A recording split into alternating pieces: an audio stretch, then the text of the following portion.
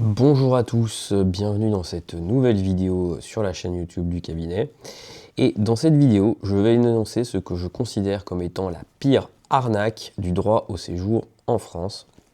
C'est-à-dire quelque chose qui a été vraiment pensé délibérément pour nuire aux droits des étrangers qui résident sur le territoire français. Alors, qu'est-ce que c'est cette arnaque? Eh bien, cette arnaque, c'est ce qu'on appelle la carte de séjour retraité.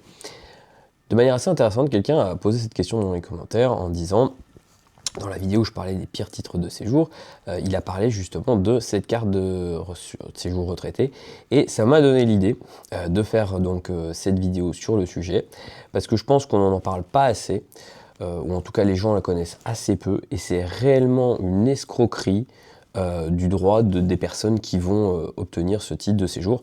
C'est la raison pour laquelle je pense évidemment qu'il ne devrait même pas exister, mais qu'il ne faut pas le demander.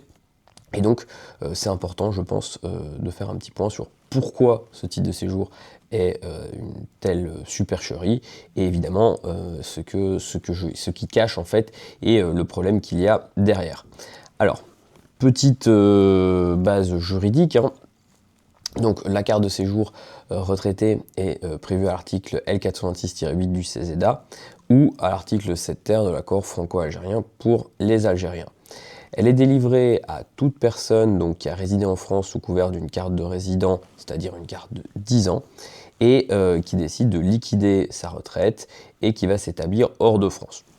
Dit comme ça, vous dites oui, pourquoi pas, hein, c'est quand même donc la carte de séjour retraité, c'est une carte de séjour de 10 ans, qui est délivrée sous des conditions relativement simples, telles que je les ai posées juste avant et telles qu'elles sont dans la loi ou dans l'accord franco-algérien. Elle est évidemment délivrée à la demande de l'étranger, donc ça veut dire que on ne peut pas vous obliger à la solliciter, donc on ne peut pas vous la donner si vous ne la demandez pas.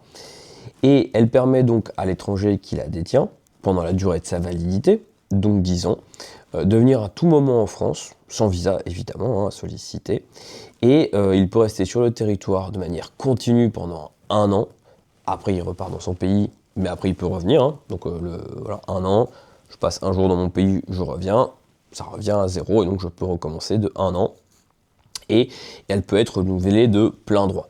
Alors déjà, hein, il faut qu'on se mette dans le contexte que c'est une personne qui va liquider sa retraite, donc qui est arrivée à l'âge légal de la retraite, donc plus de 62 ans. Donc c'est pas forcément ça ne concerne que ces personnes-là.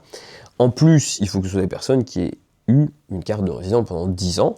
Alors c'est relativement possible, hein, puisqu'en général, si vous êtes arrivé en France, on va dire au niveau de vos études, ou plus jeune, ou même dans la trentaine, vous avez dû probablement, si vous arrivez à 62 ans et que vous êtes toujours en France, vous avez dû, à ce moment-là, avoir une carte de résident. C'est possible que non, c'est quand même assez fréquent que ça se passe comme ça, et dans la majorité des cas aussi, les gens deviennent français avant cet âge-là, mais il y a des cas où, effectivement, ce ne l'est pas.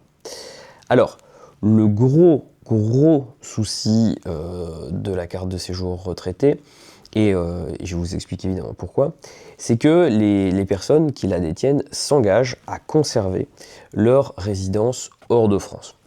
Dit comme ça, je suis sûr que ça ne va pas choquer grand monde, que vous allez vous dire, bah oui, pourquoi pas, voilà, moi j'ai pris ma retraite, j'ai décidé de passer ma retraite dans mon pays d'origine, je sais pas, au Maroc par exemple, parce que je trouve que la vie est plus agréable là-bas, et j'en ai parfaitement le droit, et donc à ce moment-là, sur ma carte de séjour française, va figurer mon adresse au Maroc.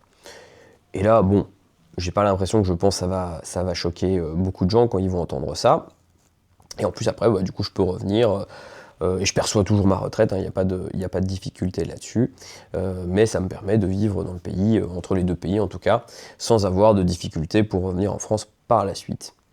Mais en fait, l'énorme subtilité et réellement pourquoi, selon moi, la carte de séjour retraité, c'est une supercherie, c'est que quand on dit hors de France, ce qu'on ne vous dit pas, c'est que à partir du moment où vous ne résidez plus en France au sens de la loi, d'accord, parce que c'est un petit peu comme les saisonniers, hein, c'est le même concept, c'est-à-dire que vous pouvez très bien avoir, normalement vous avez sur la carte de séjour pour les retraités, c'est une adresse à l'étranger.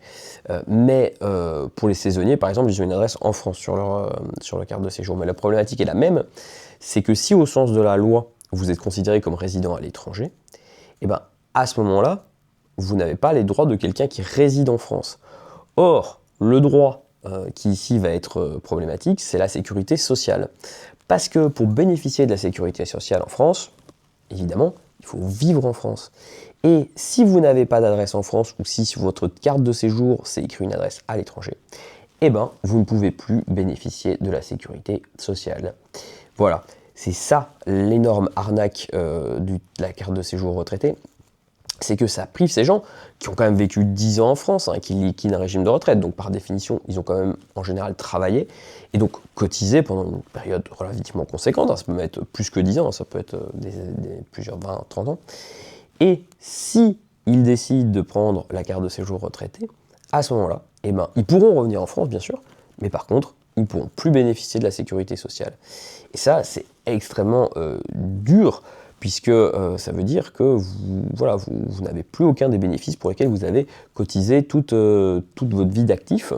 Et il faut savoir hein, que quand on lit les débats parlementaires qui ont donné lieu à la création de cette carte, c'est écrit noir sur blanc que c'était une volonté, d'accord, hein, que si les personnes prennent cette carte, ils ne puissent plus bénéficier par la suite de la sécurité sociale en France.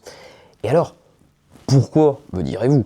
Parce que, bien évidemment, bon, l'État, les personnes ne peuvent plus bénéficier de la Sécu, mais ça va encore plus loin que ça. Parce que, pourquoi on a réfléchi, ou en tout cas eux, ceux qui ont créé la carte de séjour ont réfléchi comme ça, c'est que une personne qui va être âgée de plus de 62 ans, automatiquement, statistiquement parlant, aura plus besoin de soins qu'une personne active ou une personne de 20 ans. Et donc, l'idée qui fait de ce type de séjour cet énorme piège, hein, c'est de se dire, en plus de retirer la sécurité sociale à ces gens-là, c'est aussi des gens qui coûtent cher à la sécurité sociale française. Et donc, on fait d'une pierre deux coups. D'une part, on n'a plus à leur donner, et d'autre part, c'est aussi des gens qui peuvent, généralement, y ont plus recours du fait de leur âge. Et donc, l'avantage, il est double, c'est qu'à la fois, ça coûte moins cher, et à la fois, on cible des gens qui coûtent plus cher que les autres, parce qu'ils sont étrangers, évidemment, à ce niveau-là, qu'on leur retire. Et donc, vous avez cette carte de séjour, qui est présentée comme étant quelque chose, pourquoi pas, hein, je suis retraité, je n'ai pas envie de passer toute ma retraite en France, je veux retourner dans mon pays. Dit comme ça, évidemment, il n'y a pas de difficulté. Mais en fait, si vous faites ce choix-là, vous privez de sécurité sociale tant que vous détenez la carte.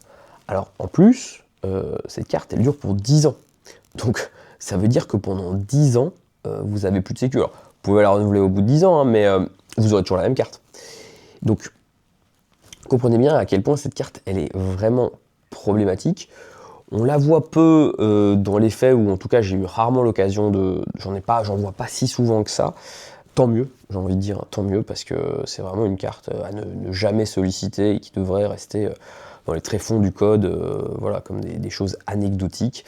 Mais vraiment, elle ne comporte aucun avantage si on la compare, parce que, en général, les gens qui vont donc demander cette carte retraitée, il faut qu'ils aient une carte de résident, d'accord, donc une carte de 10 ans, avec laquelle ils ont quasiment tous les droits pour vivre en France. Donc, à ce moment-là, pourquoi aller sur une carte de retraité quand on a une carte de résident? Il n'y a absolument aucun intérêt à le faire. Donc vraiment, puisque la carte de retraité, la carte de résident normale vous permet tout à fait de repartir et de passer jusqu'à 3 ans en continu dans un autre état, puis de revenir en France. Donc a priori, il n'y a pas trop de difficultés pour revenir non plus. Donc ça n'a vraiment pas d'intérêt de demander cette carte de séjour retraité. C'est vraiment un énorme piège, une arnaque du droit au séjour, et ne faites pas cette demande. Alors, maintenant vous vous dites, oui, mais bon, au pire, il ou elle a demandé une carte de séjour retraité, elle peut toujours changer de statut. Et ben non, encore une fois va revenir le problème du fait d'être domicilié à l'étranger. Et si je suis domicilié à l'étranger, je ne peux pas demander un titre de séjour en France, et je ne peux pas non plus je ne peux pas non plus changer de statut. Et donc, on se retrouve coincé avec comme seule et unique alternative de demander un visa. Vous vous rendez compte que ce sont des personnes qui ont vécu 10 ans au moins minimum en France, qui ont cotisé et qui ont travaillé, qui liquident le régime de retraite, et qui donc vont se retrouver à devoir aller demander un premier visa de long séjour auprès des autorités consulaires, avec tous les risques que ces dernières refusent et que la personne se retrouve bloquée. Tout ça parce qu'elles ont fait l'erreur de demander la carte de séjour retraité. Et donc, si vous choisissez cette carte, vous vous retrouvez bloqué dans ce statut et vous pouvez même pas en changer. Donc vraiment, c'est vraiment une catastrophe et il ne faut absolument pas demander la carte de séjour retraité. Donc, je voulais vraiment attirer l'attention voilà, sur le fait que trop souvent, cette notion de s'engager à avoir son domicile à l'étranger comme ça paraît pas si problématique, mais en fait si, ça l'est énormément, et surtout au niveau de la sécurité sociale, hein, on va dire que c'est vraiment là où ça crée une difficulté pour les personnes étrangères, et encore une fois, hein, parce que bon, on connaît les poncifs habituels en la matière, on les entend assez souvent dans les médias, mais on parle encore une fois de personnes qui ont cotisé toute leur vie, donc je veux dire, ils ont autant le droit à la sécurité sociale que n'importe qui, et ça paraît particulièrement injuste pour eux de la leur retirer à partir du moment où ils demandent ce type de séjour en particulier. Quelqu'un qui serait français, qui vivrait à l'étranger voilà, pour sa retraite, bon, il décide de revenir en France, au bout du délai de carence, il peut bénéficier évidemment de la sécurité sociale. Et ici, ce n'est pas le cas. C'est-à-dire que ces personnes se retrouvent bloquées dans cette carte de retraité pendant 10 ans, c'est quand même très très long, voilà, on peut s'en sortir, mais c'est extrêmement compliqué. Je veux dire, si vous vous retrouvez dans cette situation, ça va être vraiment un combat de longue haleine pour arriver à en sortir et pour retomber sur quelque chose qui sera probablement moins bien que la carte de résident qui était détenue précédemment. Et comme je le dis, la carte de résident, elle se suffit parfaitement à elle-même, hein. Vous arrivez à l'âge de la retraite, vous gardez votre carte de résident si c'est votre cas, mais surtout, vous n'allez pas faire une demande de carte de séjour retraité parce que ça ne va certainement pas être en votre faveur, et au final vous allez avoir plus de problèmes que vous en aviez auparavant. Et ce qui pour moi est réellement problématique, c'est que tout ça a été fait extrêmement consciemment, d'accord, hein. C'est pas une erreur. Moi je me souviens, hein, la première fois que j'ai vu ce titre, la personne elle est venue me voir de manière très candide et elle me dit oui, ils se sont trompés sur ma carte de séjour, ils ont mis une adresse dans mon pays d'origine. Et donc moi je regarde sa carte de séjour, je vois que c'est écrit retraité, et là je lui dis bah non, c'est pas une erreur, ils ont mis l'adresse que la loi prévoit, et cette personne me dit oui, mais du coup maintenant je peux plus bénéficier de la sécu. Je dis bah oui, et ça fait partie de la carte de séjour retraité. Et donc il n'y a vraiment pas d'erreur, hein, c'est pas quelque chose qui est arrivé par hasard, ça a été une volonté, ça a été réfléchi comme ça, vraiment avec cette forme extrêmement cynique de sucrer, si je peux le dire comme ça, certains droits à certains étrangers qui feraient la demande de cette carte de séjour retraité. Donc voilà, dans cette vidéo, je voulais vraiment parler de cette carte de séjour retraité et à quel point je considère que c'est vraiment une énorme arnaque. Ne la demandez jamais, hein, sous aucun prétexte. Et comme je l'ai expliqué au début de la vidéo, vous n'êtes jamais obligé de faire cette demande. Donc à partir de là, il n'y a aucune raison. Quiconque, voilà, si vous allez à la préfecture et qu'on vous dit « Ah, mais vous pouvez demander une carte de retraité », vous savez, pensez bien que c'est un piège, d'accord? Donc la carte de séjour retraité est une arnaque. Il ne faut pas la demander. Parce que ça va finalement, voilà, ça ne vous donne rien en plus, absolument rien, et vous perdez votre droit à la sécu, ce qui est quand même particulièrement dommage, sachant que vous avez quand même contribué pendant une longue période. Donc, si vous avez des questions sur cette carte de séjour, ou bien voilà, si vous êtes dans cette situation, vous avez connu justement, voilà, vous avez pris une demande de carte de séjour retraité, vous êtes retrouvé bloqué dans ce statut, et n'hésitez pas à partager votre expérience dans les commentaires, ça m'intéresserait voilà, d'avoir votre avis sur la question. Et puis comme la personne donc, qui m'a posé la question sur une autre vidéo, si vous avez voilà, des thèmes, des cartes de séjour qui vous intéressent, n'hésitez pas à m'en parler dans les commentaires, hein, je les lis, donc voilà, si c'est pertinent, si je pense que ça peut faire une vidéo intéressante pour apprendre aux gens voilà, des choses sur le droit des étrangers, pour les aider, je serais ravi d'en faire une vidéo, donc n'hésitez pas. N'oubliez pas de vous abonner à la chaîne, hein, c'est super important puisque ça nous motive à continuer, de liker les vidéos. Et évidemment de recommander ces vidéos aux personnes autour de vous qui pourraient en avoir besoin. Et si jamais vous-même ou quelqu'un de vos entourages a besoin de conseils en droit de l'immigration, du séjour ou de la nationalité, qu'il n'hésite pas à faire appel au cabinet. Vous avez toutes nos informations donc, dans la description de cette vidéo, mais aussi sur la fiche du cabinet, pour nous contacter et prendre un rendez-vous avec nous.